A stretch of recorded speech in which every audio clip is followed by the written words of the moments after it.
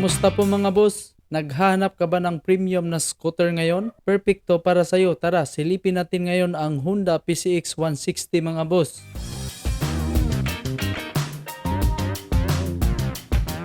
Honda PCX 160. Isa ito sa pinaka-underrated ang looks dahil napakaganda nito kung makikita mo sa personal. Ang kanyang windshield ay glossy black. Makikita mo na may napakaangas na headlight na hinati sa dalawa. Naka full LED light na po ito. May daytime running light na rin siya at located naman po sa ibabaw ang kanyang turn signal. Ito ay telescopic fork para sa kanyang prone suspension. Ang kanyang brake system ay naka-hydraulic disc brake sa harap. Sa standard variant ay walang ABS or anti-lock brake system. Nagkakahalaga lang po ito ng 133,400 pesos. Sa road sync variant ay may ABS na po ito or anti-lock brake system at nagkakahalaga po ito ng 154,900 pesos. Ang sukat sa gulong ay may 110 by 70 14 inches cast wheel at ito po ay naka-tubeless na. Pagdating naman dito sa kanyang rear suspension ay gumagamit po ito ng dual shock absorber kaya mas maganda na at mas balance po ang kanyang bouncing performance. Ang sukat sa likod ng gulong nito ay nasa 130 by 17 13 inches cast wheel at naka-tubeless na po ito. Ang kagandahan po nito ay naka-hydraulic disc brake na sa likuran. Ay napakaganda ang pagka-design ng 3-in-1 integrated taillight nito.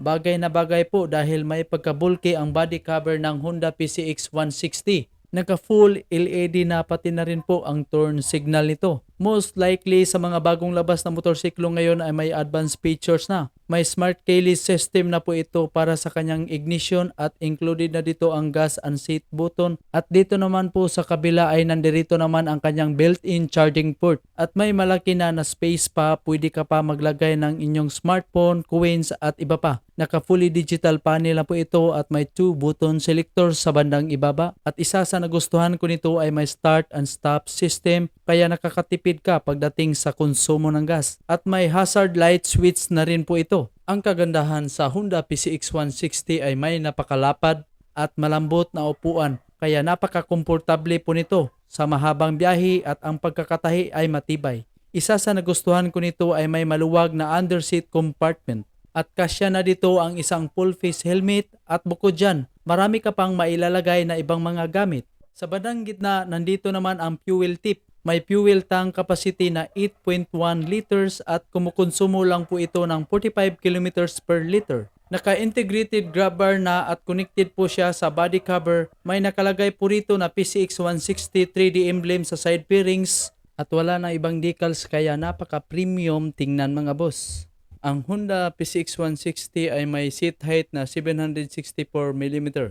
At meron naman po itong ground clearance na 134mm. Pagdating po sa engine specification ng Honda PCX 160 ay may engine displacement na 157cc, automatic transmission, single cylinder, 4-valve, single overhead cam, 4-stroke, may cooling system na liquid cooled, naka-ESP Plus engine at naka-program fuel injection na kaya matipid na sa gas. Kaya makapag-produce ng max power na 11.8 kW at 8,500 RPM at may maximum torque na 14.7 Nm of torque at 6,500 RPM. So kung nagustuhan mo ang ganitong uri ng motorcycle review ay panoorin mo ang next video na nasa screen mga boss. What's now?